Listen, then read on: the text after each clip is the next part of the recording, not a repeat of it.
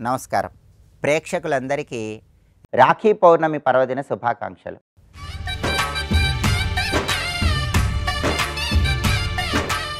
ఈనాటి సిరి సంపదల శ్రావణం అనే శీర్షికన శ్రావణ మాసంలో వచ్చే పౌర్ణమి సందర్భంగా ఎలాంటి విధి విధానాలు పాటించాలో, తద్వారా ఎలాంటి ప్రయోజనాలు సిద్ధింపజేసుకోవచ్చో పరిశీలిద్దాం. శ్రావణ మాసంలో వచ్చే పౌర్ణమి తిథిని రాఖీ పౌర్ణమి, హయగ్రీవ జయంతిగా జరుపుకోవటం అనాదిగా వస్తున్న సంప్రదాయం. శ్రావణ పౌర్ణమి సందర్భంగా, రాఖీ పౌర్ణమి సందర్భంగా రాఖీ కట్టే సమయంలో ఒక ప్రత్యేకమైన శ్లోకాన్ని చదువుకోవాలని ప్రామాణిక గ్రంథాలన్నీ తెలియజేస్తున్నాయి. స్కాంద పురాణం ఈశ్వర సనత్కుమార సంవాదంలో కూడా ఆ శ్లోకం చెప్పడం జరిగింది. రాఖీ కట్టడం అంటే రక్షాబంధనం. ఒక వ్యక్తి ఎవరికైనా సరే మనం సంవత్సరం పాటు రక్షగా ఉండాలని భావించినట్లయితే ఆ వ్యక్తికి మనం రాఖీ కట్టవచ్చు.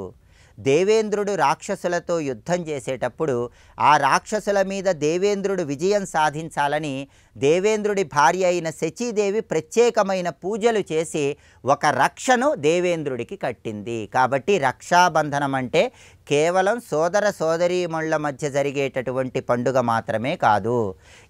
ఎవరికైనా రక్ష కట్టవచ్చు, ఎవరికైనా రాఖీ కట్టవచ్చు. ఒక సంవత్సరం పాటు ఎవరికి రక్షగా ఉండాలని మనం భావించామో ఆ వ్యక్తికి మనం రక్షాబంధనము, రాఖీ కట్టాలి. అలా కట్టే సమయంలో ఒక శ్లోకం చదువుకోవాలని ధర్మశాస్త్ర గ్రంథాల్లో చెప్పారు. ఆ శ్లోకం ఏంటంటే, ఏన బద్ధో బలీరాజా దానవేంద్రో మహాబల తేన త్వామభిబధ్నామి రక్షే మాచల. ఇది శ్లోకం. ఈ శ్లోకంలో ఉన్న భావాన్ని పరిశీలిస్తే, రాక్షసరాజైనటువంటి బలిచక్రవర్తిని పాతాళానికి పంపించినటువంటి వామన రూపంలో ఉన్న శ్రీ మహావిష్ణువు శక్తి మొత్తం కూడా ఇక్కడ ఉండేలాగా నేను రక్ష కడుతున్నాను అనే అర్థంలో ఏనబద్ధో బలీరాజా దానవేంద్రో మహాబల అని శ్లోకం చెప్తున్నాం. తేన త్వామభిబధ్నామి రక్షే మాచల. నేను ఇలా కట్టినటువంటి రక్షలో ఆ విష్ణుశక్తి సంవత్సరం పాటు స్థిరంగా ఉండాలి. వామన రూపంలో ఉన్న ఆ విష్ణుశక్తి ఈ రక్షలో సంవత్సరం పాటు స్థిరంగా ఉండి ఎల్లవేళలా సంవత్సరం మొత్తం కూడా ఆ విష్ణుశక్తి నిన్ను రక్షిస్తూ ఉండాలి అని చెప్పడమే ఈ శ్లోకంలో ఉన్న అంతరార్థం. కాబట్టి ఎవరికి రక్ష కడుతున్నా ఈ శ్లోకం చదువుకుంటూ రక్ష కట్టండి, ఈ శ్లోకం చదువుకుంటూ రాఖీ కట్టండి. సంవత్సరం పాటు వాళ్ళని వామన రూపంలో ఉన్న విష్ణుశక్తి కాపాడుతుంది. అలాగే శ్రావణ పౌర్ణమిని హయగ్రీవ జయంతిగా జరుపుకోవాలి. హయగ్రీవుడి గొప్పతనం మహాభారతం శాంతి పర్వంలో చెప్పారు. ఆంజనేయ స్వామి కూడా సంజీవిని పర్వతాన్ని తీసుకుని వచ్చే ముందు హయగ్రీవుడిని పూజించడం వల్లే సంజీవిని పర్వతాన్ని సులభంగా కనుగొన్నాడని మనకు పురాణాల్లో చెప్పారు. హయగ్రీవుడిని శ్రావణ పౌర్ణమి రోజు పూజిస్తే అద్భుత ఫలితాలు కలుగుతాయి. ఎందుకంటే శ్రీ మహావిష్ణువే హయగ్రీవుడి రూపంలో శ్రావణ పౌర్ణమి నాడు ఆవిర్భవించి సామవేదం గానం చేశాడు. అది హయగ్రీవుడికి ఉన్న గొప్పతనం. అందుకే హయగ్రీవుడిని శ్రావణ పౌర్ణమి నాడు తెల్లటి పుష్పాలతో పూజించడం, హయగ్రీవుడి చిత్రపటం దగ్గర దీపాన్ని వెలిగించటం, అలాగే హయగ్రీవుడి అనుగ్రహం కోసం శనగపప్పుతో చేసిన పాయసం నైవేద్యంగా సమర్పించడం ద్వారా హయగ్రీవుడి సంపూర్ణమైన అనుగ్రహం కలుగుతుంది. కళారంగంలో అద్భుతంగా రాణించవచ్చు. అలాగే విద్యారంగంలో తిరుగులేని విజయాలను అందిపుచ్చుకోవచ్చు. హయగ్రీవ జయంతి సందర్భంగా హయగ్రీవ ఆరాధన విశేషమైన శుభ ఫలితాలను కలిగింపజేస్తుంది. అలాగే శ్రావణ పౌర్ణమి సందర్భంగా సముద్ర స్నానం చేయటం ద్వారా నరపీడ, దృష్టిదోషం, శత్రుబాధలు వీటన్నిటి నుంచి సులభంగా బయటపడవచ్చు. శ్రావణ పౌర్ణమిని జంఝాల పున్నమి అనే పేరుతో కూడా పిలుస్తారు. యజ్ఞోపవీతాలను మార్చుకునే రోజు, నూతన యజ్ఞోపవీతాలను ధారణ చేసి పాత యజ్ఞోపవీతాలను విసర్జించే రోజు. గాయత్రి మంత్రస్మరణ చేసుకుంటూ యజ్ఞోపవీత ధారణ చేయటం కూడా సమస్త శుభాలను కలిగింపజేస్తుంది. శ్రావణ పౌర్ణమి సందర్భంగా ఈ విధి విధానాలు పాటించండి, సమస్త శుభాలను సిద్ధింపజేసుకోండి. రేపటి సిరి సంపదల శ్రావణం అనే శీర్షికన శ్రావణ మాసంలో వచ్చే ఆదివారం సందర్భంగా సూర్యుడిని ఏ విధంగా ఆరాధన చేస్తే సమస్త శుభాలు చేకూరతాయో పరిశీలిద్దాం. నమస్కారం.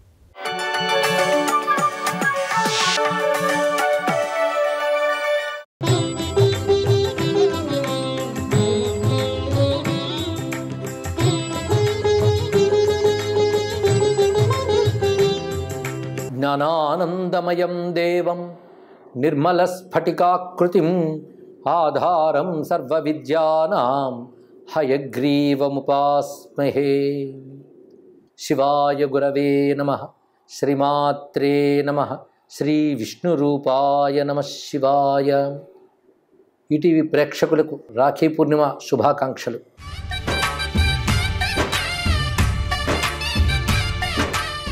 శ్రావణ పూర్ణిమ ఒక శక్తివంతమైన పవిత్రమైన మహాపర్వం. దక్షిణాయనంలో శ్రావణ మాసానికి చాలా ప్రాధాన్యం ఉన్నది. ఇది ఒక వ్రతమాసం. ఈ శ్రావణ మాసంలో వివిధ దేవతల ఆరాధనకి ప్రాధాన్యం చెప్పారు.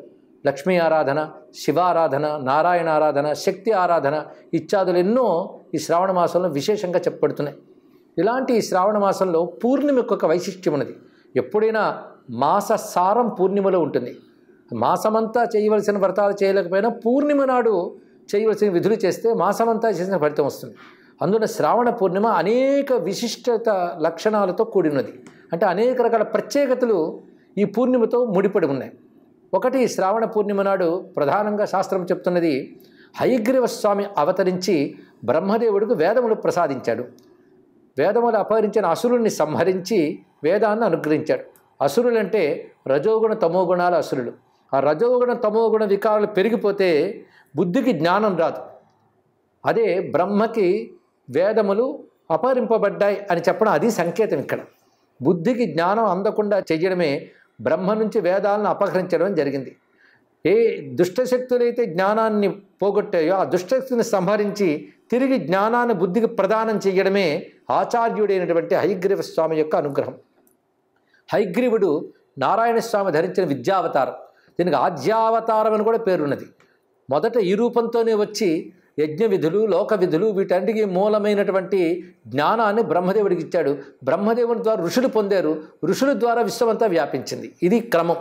అందుకే ఆచార్యమూర్తిగా జ్ఞానానందమయ స్వరూపుడిగా శుద్ధ స్ఫటిక శంకాసుడే ప్రకాశిస్తున్న హయగ్రీవ స్వామిని ఆరాధన చేసుకోవాలి ఈరోజు. తద్వారా సమస్త విద్యలు ప్రసాదన చేస్తాడు. అదేవిధంగా బుద్ధికి జ్ఞానాన్ని ప్రచోదనం చేస్తాడు.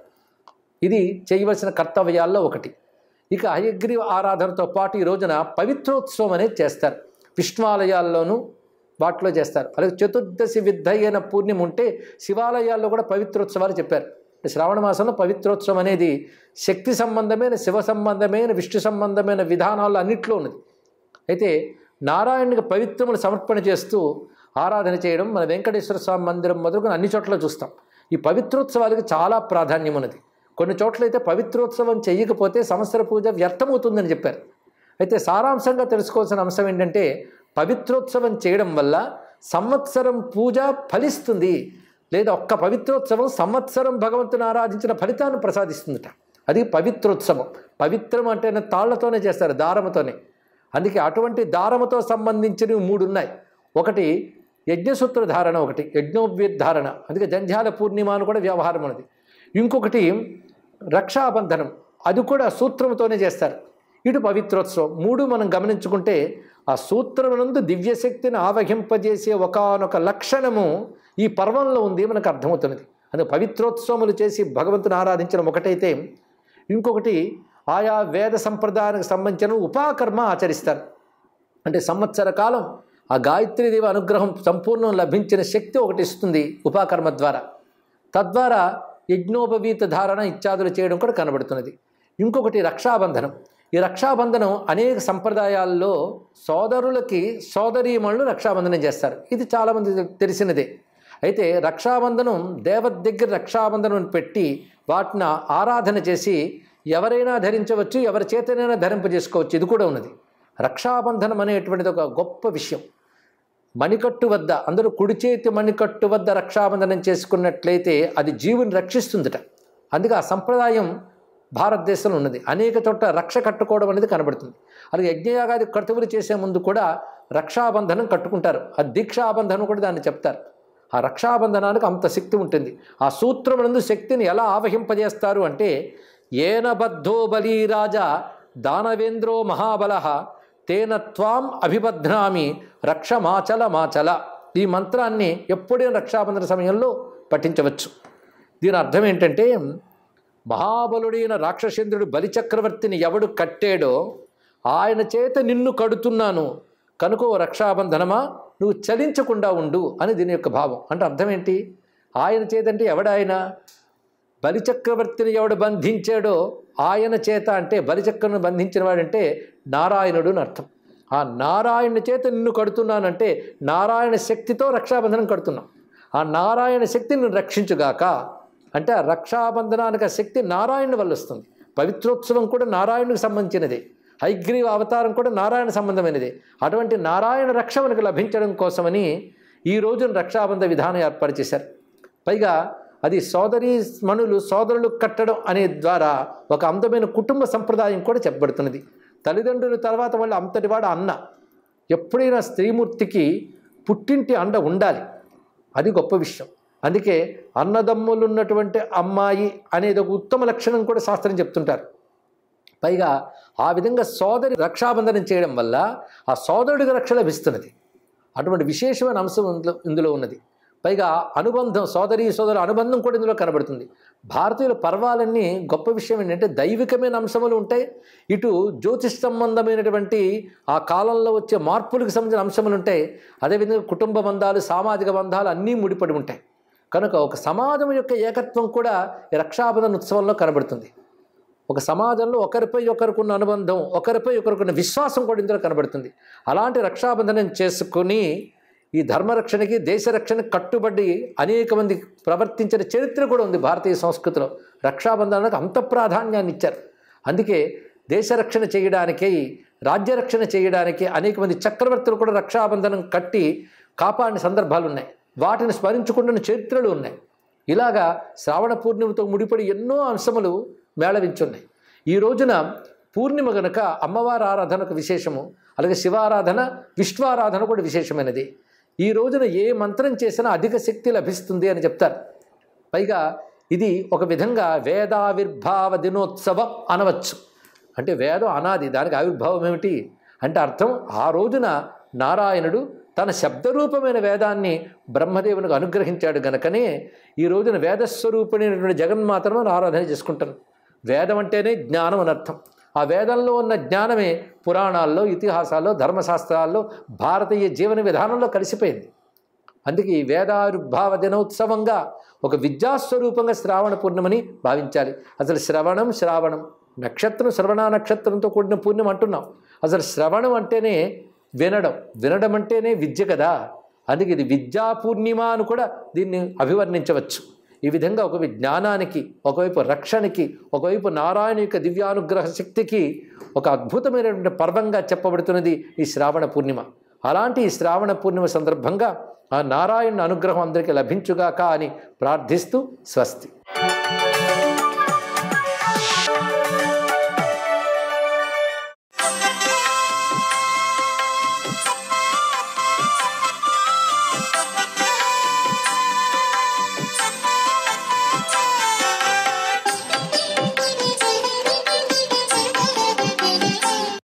ఓం నమో వెంకటేశాయ. శ్రీ మహాలక్ష్మీ నమః. ఓం నమః శివాయ. శ్రీమాత్రే నమః. ఈనాడు శ్రావణ పూర్ణిమ, రాఖీ పూర్ణిమ, హయగ్రీవ జయంతి. ఈటీవీ ప్రేక్షకులందరికీ రాఖీ పూర్ణిమ శుభాకాంక్షలు.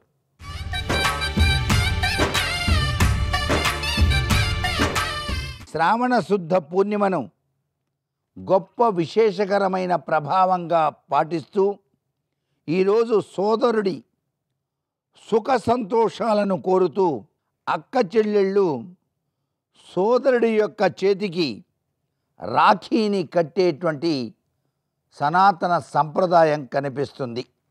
ఉదయం తలస్నానం చేసి ఇంట్లో ఒక చోట ముగ్గు వేసి దానిపైన పీట వేసి సోదరుణ్ణి తూర్పు అభిముఖంగా కూర్చోబెట్టి సోదరి నుదుట బొట్టు పెట్టి కుడి చేతి మణికట్టుకు రాఖీని కట్టాలి.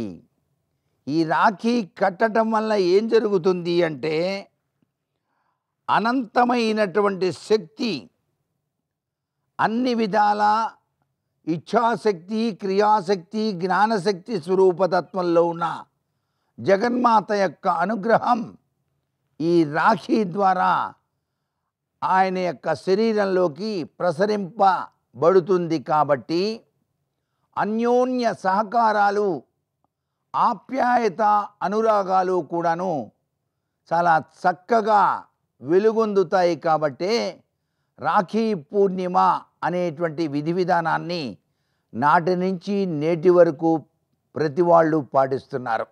అంతేకాకుండా ఈ రోజున శ్రావణ పూర్ణిమ సందర్భంగా విష్ణుమూర్తి అవతార స్వరూపమైనటువంటి హయగ్రీవ ఉపాసన సర్వవిధ శ్రేయోదాయకంగా ప్రతి ఒక్కరిని కూడాను అనుగ్రహిస్తుంది.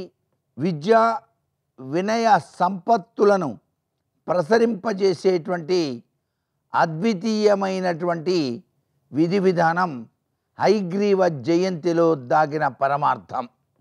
ఈ రోజునే వీలైతే సముద్ర స్నానాన్ని ఆచరించడం వల్ల కూడాను నరఘోష, నరప్రభావం నుంచి బయలుపడటానికి ఆస్కారాలు అత్యధికంగా ఉంటాయి అంటోంది శాస్త్రం. సర్వే జనా సుఖినో భవంతు.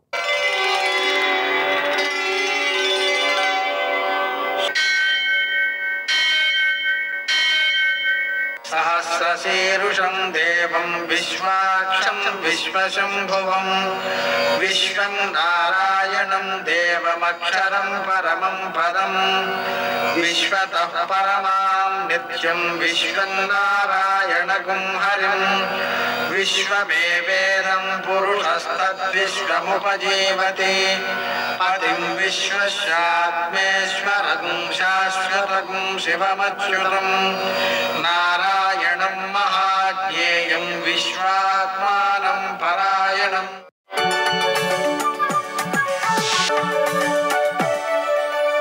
సూర్యశౌర్యమథేందురింద్రపదవీ సన్మంగళం మంగళం.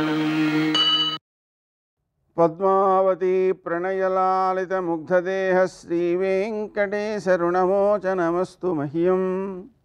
నేటి కాలమాన విశేషాలను గమనిద్దాం. స్వస్తి శ్రీ చాంద్రమాన విశ్వావసనామ సంవత్సరం దక్షిణాయనం వర్ష ఋతువు శ్రావణ మాసం శుక్లపక్షం శనివారం. సూర్యోదయం 6:01, సూర్యాస్తమయం 6:42. తిథి పూర్ణిమ మధ్యాహ్నం 1:21 వరకు, నక్షత్రం శ్రవణం మధ్యాహ్నం 2:20 వరకు, వర్జం సాయంకాలం 6:14 నుంచి 7:48 వరకు, దుర్ముహూర్తం ఉదయం 6:01 నుంచి 7:42 వరకు, అమృతకాలం రాత్రి 3:38 నుంచి 5:12 వరకు, రాహుకాలం శనివారం కాబట్టి ఉదయం 9 నుంచి 10:30 వరకు, అష్టగవర్గ రీత్యా శుభప్రదమైన సమయం ఉదయం 11 గంటలకి. నేటి విశేషం శ్రావణ పూర్ణిమ. ఈటీవీ ప్రేక్షకులకు రాఖీ పూర్ణిమ శుభాకాంక్షలు.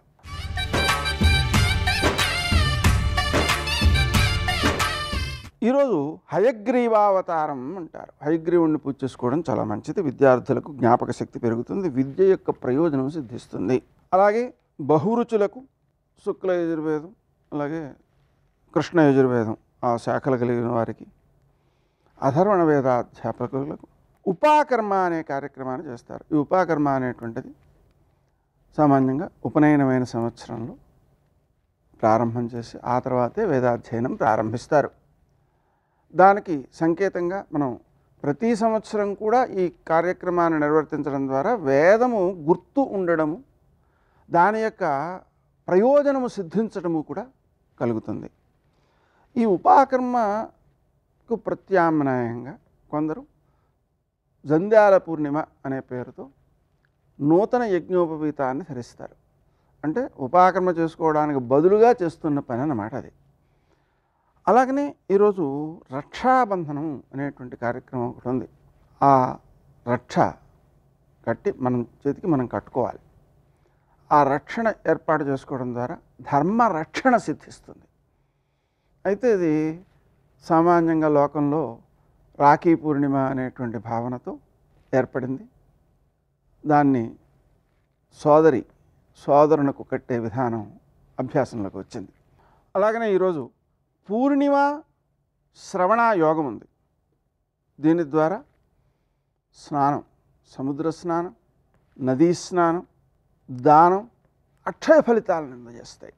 అలాగే శ్రవణ నక్షత్రంతో కూడి ఉంది కాబట్టి సింధు నద స్నానం కూడా చేయడం చాలా శ్రేష్టమైనది. అక్కడ స్నానం చేయడానికి అవకాశం లేకపోయినట్లయితే మనం ఆ స్మరణ చేసినా కూడా మంచిదే. అలాగే ఈరోజు శ్రావణ మాసంలోని శనివారం కాబట్టి వెంకటేశ్వర వ్రతాచరణ సకల కష్టాలను అధిగమించేటువంటి శక్తిని ఇస్తుంది. అలాగనే సర్వదేవతలకు కూడా ఈరోజు పవిత్రారోపణం, అంటే ఏ దేవతను ప్రార్థించేవారైనా సరే పవిత్రారోపణ చేస్తారు. అది ఆ విధంగా ఆచరించడం ద్వారా, కనీసం ఆలయాల్లో జరుగుతుంటే దర్శించడం ద్వారా సంవత్సర కాలంలో పూజా లోపములు ఏవైతే ఉన్నాయో అవి పూరించబడతాయి. అలాగే పూర్ణిమకు సంబంధించి హోమం చేయడం, అలాగే పూర్ణిమ పూజ ఉదయకాలం చేయడం మొదలైనటువంటి కార్యక్రమాలకు కూడా ఇది విశిష్టమైనటువంటి రోజు. నేటి ఆణిముత్యాలు.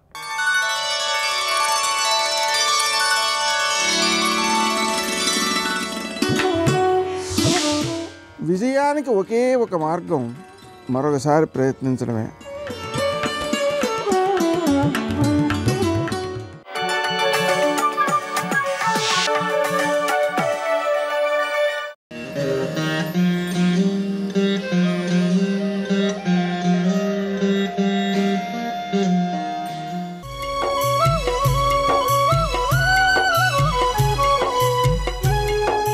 చిలుకూరు జంట నగరాలకు సమీపంలో ఉన్న పురాతనమైన గ్రామం. సాక్షాత్తు కలియుగ దైవమైన శ్రీ వెంకటాచలపతి నివాస స్థలిగా మారి పునీతమయ్యింది. సుమారు 5 శతాబ్దాల క్రితం గుణాల మాధవరెడ్డి అనే ఓ వెంకటేశ్వర స్వామి భక్తుడు చిలుకూరులో నివాసించేవాడు. ఆయన ప్రతి సంవత్సరం క్రమం తప్పకుండా తిరుమలకు వెళ్ళి శ్రీ వెంకటేశ్వర స్వామిని దర్శించుకొని వచ్చేవాడు. ఆయన అలా వృద్ధుడైన తర్వాత కూడా పట్టు విడవకుండా తిరుమల యాత్ర చేద్దామని సంకల్పించాడు. ఆ రోజుల్లో తిరుమలకు చాలామంది భక్తులు కాలినడకనే వెళ్ళేవారు. ఈ వృద్ధుడు కూడా అంతే. ఈసారి మాత్రం ఆయన కొద్ది దూరం వెళ్ళాక శక్తి చాలక స్పృహ తప్పి పడిపోయాడు. మగతలో స్వామి దర్శనమిచ్చారు.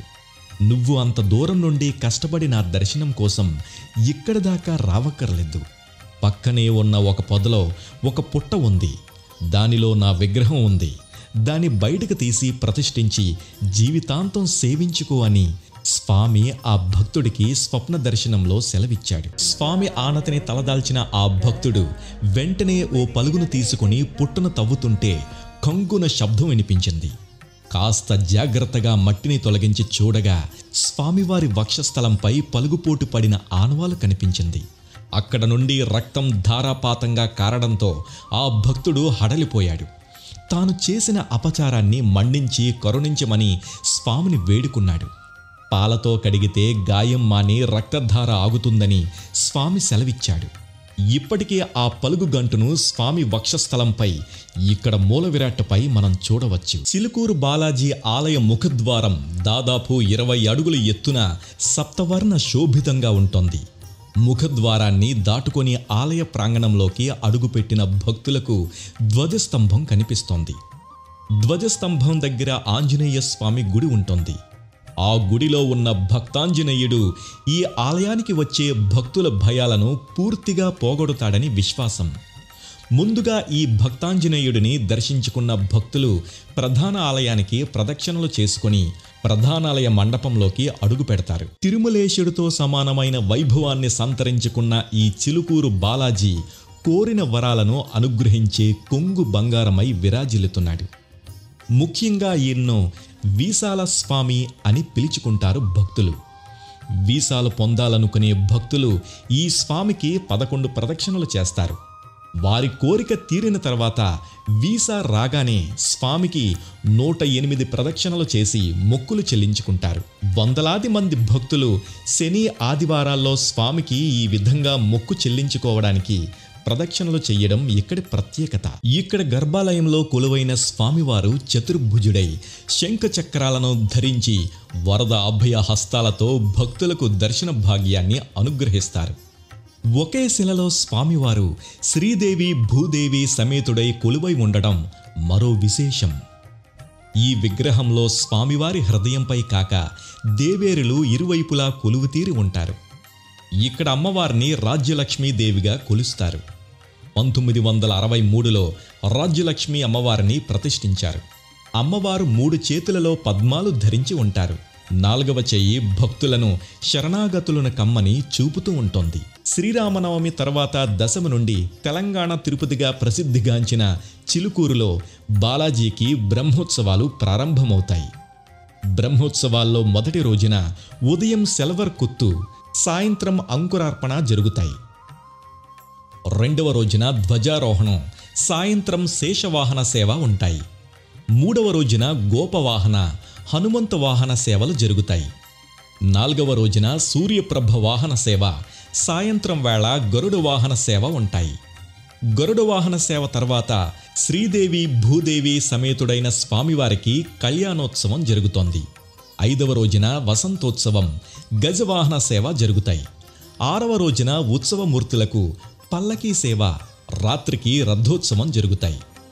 7వ రోజున మహాభిషేకం, అశ్వవాహన సేవ, అస్థాన సేవ, దోప్ సేవ్, పుష్పాంజలి సేవలు ఉంటాయి. 8వ రోజున ధ్వజారోహణం, ద్వాదశారాధనం, తర్వాత చక్ర స్నానంతో బ్రహ్మోత్సవాలు ముగుస్తాయి.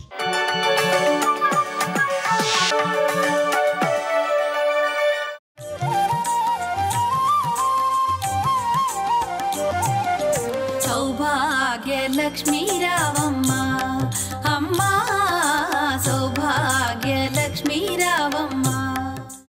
ఒకటి కలిసి వస్తుంది, ఒకటి ప్రతిబంధకం వస్తుంది.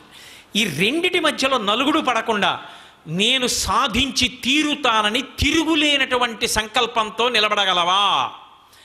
ఆ నిలబడగలిగితే సంకల్పం పూర్తయిపోతుంది. కాబట్టి సిద్ధలక్ష్మి ఒక సంకల్పం మొదలైతే సంకల్పము కార్యము పూర్తయింది అన్న స్థితికి మధ్యలో ఎన్నో ఒడిదుడుకులు ఉంటాయి. ఒక సభ నిర్వహించాలి అనుకున్నారనుకోండి, కానీ తీరా మొదలెట్టిన తర్వాత ఆకాశం వంక చూస్తూ భయం, వాతావరణం వంక చూస్తూ భయం, చలి ఎక్కువగా ఉంటుందేమోనని భయం, ఎన్నో రకాల భయాలు. 3 రోజులు అయిపోయాక అబ్బా ఎంత బాగా జరిగిందో అన్న సంతోషం, అప్పుడు సిద్ధి పొందాం. ఈ సిద్ధి వరకు వెళ్ళి ఆఖరణ అమ్మయ్యా అని ఇలా గుండెల మీద చెయ్యేసుకుని తేలికగా ఊపిరి తీయాలంటే ఆ వెనక సంకల్ప బలాన్ని శక్తిని ఇవ్వగలిగిన తల్లి ఎవరో ఆమె ఆ లక్ష్మియే. అది మొదట లేకుండా అసలు ఎలా నడుస్తావు ముందుకి జీవితంలో? నేను ఒక గొప్ప విద్వాంసుణ్ణి కావాలండి, నువ్వు చదివింది ఎప్పుడు? చదవగలవా? ఇది కార్యసాధనకు కావలసినటువంటి విభూతిని ఆ తల్లి అనుగ్రహించి సంకల్పము కార్యముగా పూర్తయినది అని నిలబెట్టడానికి కావలసిన విభూతిని అనుగ్రహించగలిగిన తల్లి సిద్ధలక్ష్మి. మోక్షలక్ష్మి. మోక్షలక్ష్మి అంటే సాధారణంగా మోక్షం ఎక్కడ చెప్తాం? చిట్ట చివర చెప్తాం, ధర్మార్థ కామ మోక్షములు అంటాం. మరి రెండో లక్ష్మి మోక్షలక్ష్మి ఎందుకయింది అంటే మోక్షము అంటే విడుదల. విడుదల యందు ఏమవుతుందో తెలుసా? పరమానందం ఉంటుంది, అది ఈ లోపల నుంచి ఉబ్బుకుతుంది. నేను మీకు ఒక ఉదాహరణ చెప్పాలంటే, ఒక గొప్ప విగ్రహం చెక్కాలనుకున్నాడు ఒక ఆయన, గజలక్ష్మిని చెక్కాలనుకున్నాడు, చాలా అందంగా చెక్కాలనుకున్నాడు. ఏదో గణపతి స్థపతి లాంటి శిల్పి అయిన, దానికి తగిన రాయి దొరకాలి, వెతకాలా? అది ఎటువంటి రాయి అయి ఉండాలి? పొడారిపోకూడదు, కొన్ని వందల సంవత్సరములు నీటిలో నానిపోయిన రాయి అయి ఉండాలి. అటువంటి రాయి వెతికి మోకులు కట్టి నీరు తగ్గిపోయినప్పుడు వెతికి పట్టి తీసుకొచ్చి ఒడ్డుకు లాగారు. లాగిన తర్వాత అది పెద్ద శిల. మీరు ఎప్పుడైనా చూశారో లేదో శిల్పం చెక్కేటప్పుడు రాయి రాయి అంతా ఎక్కి కూర్చుంటారు శిల్పులు. కూర్చుని రకరకాలైనటువంటి ఆ పరిమాణంలో ఉన్నటువంటి ఉలులు పెట్టి సుత్తులు పెట్టి కొడతారు, పెచ్చులు ఊడిపోవడం మొదలెడుతుంది. ఆఖరణ కళ్ళు చెక్కుతారు. చెక్కేటప్పుడు ప్రధాన శిల్పి కొబ్బరికాయ కొట్టి ఎంతో జాగ్రత్తగా చెక్కుతాడు. ఇప్పుడు అద్భుతమైనటువంటి గజలక్ష్మి మూర్తి వచ్చింది. ఇప్పుడు ఆ గజలక్ష్మి మూర్తి వచ్చేసి తీసుకెళ్ళి అధివాసాలు అయిపోయి, ధాన్యాధివాసం, శయ్యాధివాసం, పుష్పాధివాసం అన్నీ చేసేశారు, ప్రతిష్ఠ చేసేశారు. కార్యం పూర్తయింది. ఇప్పుడు మీరు పిలిచి, ఏమయ్యా అంతా చాలా బాగా చెక్కావు కానీ కొంచెం జాగ్రత్తగా చూడు, ఈ కంటి చివర చిన్న కందిబద్దంత రాయి ఉబికి ఉండిపోయింది, ఒక్కసారి నిచ్చెన ఇస్తాం ఎక్కి కొట్టే ఉలితో అన్నారనుకోండి, చెంపలు వేసుకుని మహాపరాధం ఆ తల్లికి అది అందామండి, తప్పు, అలా కొట్టకూడదు, ఎక్కడ కనపడుతోందండి అంటాడు. తప్ప కొట్టడిక.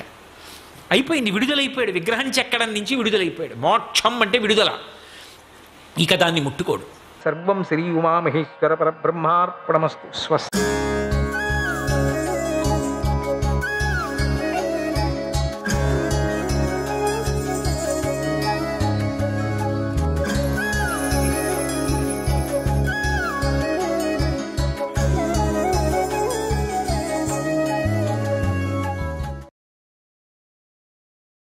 ఈ సోదరుల అందరికీ ఒక చెల్లెలు కూడా ఉంది. ఆమె పేరు చారుమతి. ఇక సత్యభామకు భానువు, భీమరథుడు, క్షుపుడు, రోహితుడు, దీప్తిమంతుడు, తామ్రజాక్షుడు, జలాంతకుడు అని 7 కొడుకులు. భానువు, భీమలిక, తామ్రపర్ణి, జలందమ అనేటువంటి 4 పుత్రికలు. ఇక జాంబవతికి సాంబుడు, మిత్రవంతుడు, మిత్రవింద్రుడు, మిత్రబాహువు, సునీదుడు అను 5 పుత్రులు. వీరి చెల్లెలి పేరు మిత్రవతి.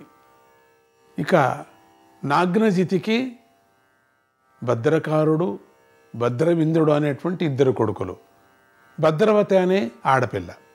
శైబ్య లేక సుదత్తుకు సంగ్రామజితు, సత్యజితు, సేనజితు అనే 3 పుత్రులు.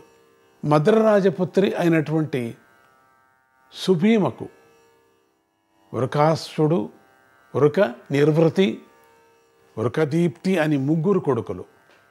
లక్ష్మణకు గాత్రవంతుడు, గాత్రగుప్తుడు, గాత్రవిందుడు అనేటువంటి 3 కొడుకులు. గాత్రవతి అనే పుత్రిక కలిగారు. ఇక కాళిందికి అశ్రుతుడు, శృతి సమ్మతుడు అనేటువంటి 2 పుత్రులు. వీరిలో అశ్రుతుడు అనేవాడిని శ్రీకృష్ణుడు తన మరో భార్య అయినటువంటి శృతసేనుకు దత్తత ఇప్పించాడు. శ్రీకృష్ణుడికి బృహతి అనే మరో భార్య ఉండేది. ఆమె పుత్రుడే గదుడు. శ్రీకృష్ణుడి మరో భార్య పేరు శైబ్య. ఆమెకు అంగదుడు, కుముదుడు, శ్వేతుడు అని 3 పుత్రులు. శ్వేత అనే పుత్రిక మరో భార్య సుదేవకు అవగాహుడు, సుమిత్రుడు, శుచి, చిత్రరథుడు, చిత్రసేనుడు అనే 5 పుత్రులు. చిత్రవతి అనే 2 పుత్రికలు. మరో భార్య కౌశికి వనస్తాంబుడు, స్తంభవనుడు, నివాసనుడు, అవనస్తంభుడు అనే 4 పుత్రులు. స్తంభవతి, నామావళి అనే 2 పుత్రికలు కలిగారు. సూతసోమ అనే మరో భార్యకు ఉపసన్నుడు, శంఖ, వజ్రాంశువు, క్షిపుడు అను 4 కొడుకులు. మరో భార్య యుధిష్ఠిరుడు, పాండవులు అనుకోకండి, కపాలి, గరుడు అనే పుత్రులు కలిగారు. ఈ విధంగా అందరి భార్యల పుత్రులకు కలుపుకుంటే శ్రీకృష్ణుడికి 1,80,000 మంది పుత్రులు ఉన్నారు. వీరందరిలో పెద్దవాడు ప్రద్యుమ్నుడు. కృష్ణుడు వాళ్ళు నిజంగా కన్నారనేది ఎవరూ కనలేదు. వాళ్ళంతా అయోనిజులు, మానసపుత్రులాగా పుట్టేశారు వాళ్ళంతా కూడా. ఎందుకు పుట్టారు అంటే రాక్షసుల సంహారం కోసం. వాళ్ళందరూ క్లీన్ చేసి వెళ్ళాడు కృష్ణుడు మనకు ద్వాపరయుగం వరకు కూడా. అందుకని మనం హాయిగా ఉన్నాం. పరమాత్ముడు మనందరినీ కూడా రక్షించటానికి, ఈ కలియుగాన్ని రక్షించటానికి ఇట్లా చేసి వెళ్ళాడు. మొత్తం రాక్షసులందరినీ సంహారం చేశాడు. వాళ్ళు సంహారం చేయటానికే మానసపుత్రులు ఇంతమందిని 1,80,000 మందిని పుట్టించాడు. అంటే మామూలు గర్భం 9 నెలలు మోయటం, ఒక్కొక్క కృష్ణుడు ఒక్కొక్క భార్య దగ్గర ఉన్నారు కదా, మన చేత అవుతుంది అది. వీరందరిలో పెద్దవాడు ప్రద్యుమ్నుడు. ఇతడి భార్య రుక్మవతి. ఈమె విదర్భరాజపుత్రి. ఈ దంపతుల పుత్రుడే అనిరుద్ధుడు. ఇతడు మహావీరుడు. ఇతడి జెండా మీద జింక గుర్తు ఉండేది. అందుకే ఇతడికి మృగధ్వజుడు అనేవారు. ఇక రేవతి బలరామ దంపతులకు అది వేరే ఉంది. నిశఠుడు, ఉల్మకుడు నిషఠుడు, ఉల్మకుడు అని 2 పుత్రులు. పూర్వం వసుదేవ సంతానాన్ని వివరించేటప్పుడు 2 పేర్లు నేను చెప్పలేదు. వసుదేవుడికి సుతను, సుతార అనే 2 భార్యలు ఉండేవారు. వీరిలో సుతనకు పౌండ్రుడు అనే పుత్రుడు కలిగాడు. ఇతడు రాజు అయ్యాడు. సుతారకు కపిలుడు అనే పుత్రుడు కలిగాడు. ఇతడు వైరాగ్యంలో అడవులకు వెళ్ళిపోయాడు. జాంబవతి పుత్రుడైన సాంబుడి భార్య పేరు కాంస్య. ఈ దంపతుల పుత్రుడు సుపార్శ్వుడు. ఎట్లా పిలుస్తారో వీళ్ళు. శ్రీకృష్ణుడి మనవుడైనటువంటి అనిరుద్ధుడి కొడుకు పేరు సానువు. ఇతడి కొడుకు వజ్రుడు. ఇతడి కొడుకు ప్రతిరథుడు. ఇతడి పుత్రుడు సుచారుడు. ఇక పూర్వం వృష్టి వంశాన్ని వర్ణిస్తూ వృష్టి యొక్క చివరి పుత్రుడి పేరు అనమిత్రుడు అని చెప్పాం. అతడి పుత్రుడు శిని. ఇతడి పుత్రుడు సత్యకుడు. ఈతడి పుత్రుడు యుయాధనుడు. ఈతడి పుత్రుడు అసంగుడు. ఈతడి పుత్రుడు మణి. ఈతడి పుత్రుడు యుగంధరుడు. ఇక్కడితో వృష్టి వంశం పరిసమాప్తి అయిపోయింది. కథ వింటున్న జనమేజయుడు వైశంపాయన మహర్షి ప్రద్యుమ్నుడు సంబరాసురుణ్ణి సంహరించాడు చెప్పారు కదా, ఆ కథ చెప్పలేదు. అది కొంచెం వివరాలు చెప్పండి అని అడిగాడు. వైశంపాయనుడు తన కథనాన్ని ఇలా కొనసాగించాడు. జనమేజయ మహారాజా, సనత్ కుమారుడు అనే దేవర్షి మరుజన్మంలో మన్మథ దేవుడిగా అవతరించాడు. ఆ మన్మథుణ్ణే శంకర భగవానుడు దహించేసి మళ్ళీ శరీరం లేకుండా జీవించి ఉండేటట్లు వరమిచ్చాడు. ఆ మన్మథుడే ఇప్పుడు ఇక్కడ చెప్పాడు కదా. చెప్తూనే జనమేజయుడు ఎత్తుకుంటాడు. ఎందుకు దహించాడు చెప్పండి అని ఇంకొక చోట ఎక్కడైనా తీసుకుంటాడు, వదలడు. అందుకే ఇక్కడే కథ చెప్పేస్తే బాగుండు, కానీ చెప్పలేదు. ఈ మన్మథుడే రుక్మిణి శ్రీకృష్ణ దంపతులకు ప్రద్యుమ్నుడు అనే పేరుతో జ్యేష్ఠపుత్రుడుగా జన్మించాడు. ఆ పిల్లవాడు పుట్టిన 7వ నాటి అర్ధరాత్రి శంబాసురుడు అనేటువంటి రాక్షసుడు ఈ పసికందును పురిటింటిలో నుంచి ఎత్తుకుపోయాడు. అందరూ కంగారు పడ్డారు. కృష్ణుడు కూడా కంగారు పట్టే నటించాడు. కానీ ఈ ప్రద్యుమ్నుడే శంబరాసురుణ్ణి సంహరించవలసింది అనే విషయం తనకు తెలుసు గనుక శ్రీకృష్ణుడు ఈ విషయంలో ఎక్కువ ప్రయత్నం చేయలేదు. ఇలా పిల్లవాడిని ఎత్తుకుపోయినటువంటి శంబరాసురుడికి పిల్లవాడిని చంపబుద్ధి కాలేదు శంబరాసురుడికి. అందుచేత ఆ పిల్లవాడిని జాగ్రత్తగా ఇంటికి తీసుకువెళ్ళి తన భార్య అయినటువంటి మాయావతికి ఇచ్చి పెంచమన్నాడు. ఈ మాయావతి ఒక విచిత్ర జీవి. పుట్టడం రాక్షస వంశంలోనే పుట్టింది. ఆ వంశంలో ఎన్ని మాయ విద్యలు ఉన్నాయో అవన్నీ ఈవిడకు కూడా వచ్చు. మనిషి చాలా సుందరాంగి అనుకుంటారేమో, కాదు. కానీ ఈవిడకు రాక్షసులంటే పడదు. సుందరాంగి కాదు, సుందరాంగి అంటారు కానీ కాదు. పెద్దవాళ్ల బలవంతం వల్ల ఆమె శంబరాసుడికి భార్య అయ్యింది. ఎందైందో తెలీదు, కర్మ. ఏదో అనుగ్రహం ఎప్పుడో ఏమో చేసింది. అందుకని ఈ రాజ్యాధిపతికి భార్య అయింది, ఈ రాజుకు భార్య అయింది. కానీ ఆమెకు తన పూర్వజన్మను రాబోయే జన్మను కూడా తెలుసుకొని దివ్యజ్ఞానం ఉండేది కనుక తెలుసు ముందేమవుతుంది, నేను ఉంటానా వెళతానా అనేది కూడా బాగా తెలుసు. ఈ శంబరుడు నా భర్త కాదు, నా భర్త ఎక్కడో దేవలోకంలో ఉన్నాడు అని ఎప్పుడు ఆమె హృదయంలో మారుమ్రోగుతూ ఉండేది. అటువంటి మాయాదేవి చేతికి ప్రద్యుమ్న బాలకుణ్ణి శంబరాసురుడే అందించి వెళ్ళిపోయాడు.